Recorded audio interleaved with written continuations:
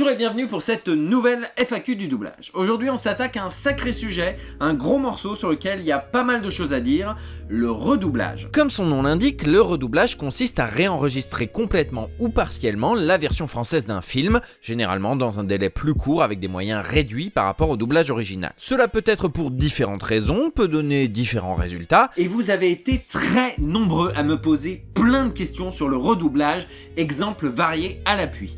Des grands classiques Disney aux chefs-d'œuvre de la Warner, des films de Spielberg à des films OSEF, les questions fusent, comment, dans quel but, mais surtout pourquoi ? Pourquoi ? Bon, il existe plusieurs raisons qui justifient de manière plus ou moins honnête le redoublage. Tout d'abord, la perte pure et simple du doublage d'origine. Raison souvent évoquée par Disney pour justifier la disparition des doublages des années 40 et 50, c'est une raison qui tient plus ou moins la route. Bon, cela dit, les organismes de sauvegarde du patrimoine et les collections privées ne manquent pas, tant et si bien qu'aujourd'hui on a retrouvé à peu près tous les doublages d'origine qu'on croyait perdus. Ce qui nous amène à la deuxième raison, le doublage d'origine est de trop mauvaise qualité. Ça par contre c'est une raison plutôt plausible, la détérioration des pellicules, des bandes magnétiques, tout ça peut effectivement rendre un doublage inutilisable. Mais alors me direz-vous, qu'est-ce qui empêche les 10 studios de restaurer les doublages détériorés ? Les technologies modernes permettent aujourd'hui de donner une seconde jeunesse à ces œuvres d'un autre temps. Oui, mais ça a un coût. D'où la troisième raison, parce que le restaurer coûterait trop cher. C'est tellement plus simple de tout redoubler, et en plus si on impose un délai réduit, ça va nous coûter une bouchée de pain. Ouais mais c'est naze, ça peut donner un doublage moins bon, et puis on perd à tout jamais ce doublage, c'est une grande perte pour le patrimoine culturel. Est-ce que tu penses vraiment que Disney et Warner en ont quelque chose à foutre du patrimoine culturel du doublage ? Ils aiment déjà pas quand un réalisateur a le final cut, alors tu penses bien que des doublages d'il y a 40 ans... Bon, tout ça, ça concerne les doublages anciens, mais il arrive aussi qu'on redouble des choses pas si anciennes que ça. Par exemple, pour une director's cut, la VF d'origine aura juste besoin d'un petit coup de polish, les comédiens de l'époque sont toujours partants, toujours debout, toujours vivants, et prêts à doubler les scènes supplémentaires, mais non. Raison numéro 4, la flemme interstellaire. Oh là là, mais si on redoublait tout le film plutôt, c'est plus simple. Et voilà comment on gâche la VF d'un de mes films préférés. Et vous savez qui est champion en la matière ?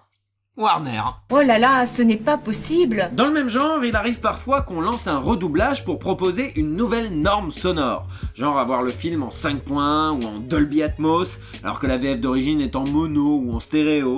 C'est ce qui s'est passé par exemple sur La Petite Sirène ou Les Dents de la Mer, où le doublage a été intégralement refait, mais les protestations ont été nombreuses et au fur et à mesure du temps, la VF d'origine a été recommercialisée. Il arrive parfois que l'on opère un redoublage partiel, par exemple pour corriger les âneries de la VF d'origine. J'ai en tête évidemment la ressortie Blu-ray de Akira où l'équipe d'origine, sans aucun remplacement, a redoublé certaines répliques et notamment tous les Kaneda qui à l'époque avaient été prononcés Keneda. Eh bien, qu'est-ce qui se passe, Keneda ? Qu'est-ce que ça fait d'être du mauvais côté du bâton pour une fois ? Eh bien, qu'est-ce qui se passe, Kaneda ? Qu'est-ce que ça fait d'être du mauvais côté du bâton pour une fois ? On peut également citer l'animé Full Metal Alchemist qui a été partiellement redoublé entre sa diffusion sur Canal et sa sortie en DVD. Notamment le mot mécagreffe qui a été remplacé par automail pour accorder les violons avec le manga. Son bras, sa jambe, des mécagreffes. J'ai compris. Son bras, sa jambe, des automails. J'ai compris. Parfois c'est aussi pour des raisons de politiquement correct. Pour revenir sur l'exemple de Full Metal Alchemist, Dybex a profité de ce redoublage partiel pour alléger un petit peu la vulgarité de Edward, jugée excessive. On est donc passé de... Par contre, Edward, visiblement, t'as oublié de manger de la soupe. J'ai pas fini de grandir, je te signale et je t'emmerde ! Ah. J'ai pas fini de grandir, je te signale et t'as rien à dire ! Dans le même genre, on a aussi Basile Détective Privé, où on est passé de... Veux-tu bien t'asseoir et fermer ta grande gueule ? Ah. Veux-tu bien t'asseoir et te taire avant que je ne me fâche ? Bon, ce genre de correction, on en pense ce qu'on en veut, mais ça a au moins le mérite de montrer que des redoublages partiels sont possibles, même des années après. N'est-ce pas, Warner ? Et j'en profite pour répondre à la question un petit peu particulière de Nega Flash concernant les animés censurés.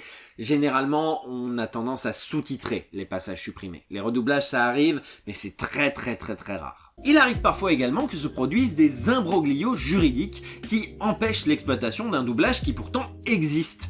un ayant droit un petit peu récalcitrant, des souscriptions qu'on a oublié de payer, une faute d'inattention au moment de la signature, et boum, on se retrouve incapable d'utiliser un doublage qui est pourtant parfaitement fonctionnel. Et c'est exactement ce qui s'est passé sur Taram et le chaudron magique. Eh oui, Disney a le droit de commercialiser la VF originale de 85 en Belgique, mais pas en France. Je ne sais pas comment c'est arrivé ni pourquoi, mais c'est arrivé. Vous êtes quand même une belle bande de branquignoles, les gars. Un cas particulier qui arrive de temps en temps sur les films d'animation, c'est quand on décide au dernier moment de faire un Star Talent alors que le doublage est déjà quasiment terminé. Ce fut le cas pour La Reine des Neiges où Disney a décidé au dernier moment de caser Danny Boone dans le film, alors que Emmanuel Curtil avait déjà doublé l'intégralité des répliques d'Olaf, ce qui explique la présence de sa voix sur le CD qui avait, je suppose, déjà été pressé. Je sens une brise printanière chasser le froid de l'hiver. Je plonge, je nage, je goûte au plaisir de ne rien faire. Mais le cas le plus connu reste Chicken Run et son doublage avec Patrick Poivet, diffusé de temps en temps à la télévision et au Québec et qui avait été entièrement terminé et prêt à être diffusé. Pour voler, il faut 3 choses. Du travail, de la persévérance et... du travail. Oh, vous avez dit 2 fois travail. Parce qu'il faut 2 fois plus de travail que de persévérance. Avant que le distributeur ne décide de faire finalement doubler les personnages principaux par Gérard Depardieu, Josiane Balasco et Valérie Lemercier. Le vol, voyez-vous, ça demande 3 choses. Du travail, de la persévérance et...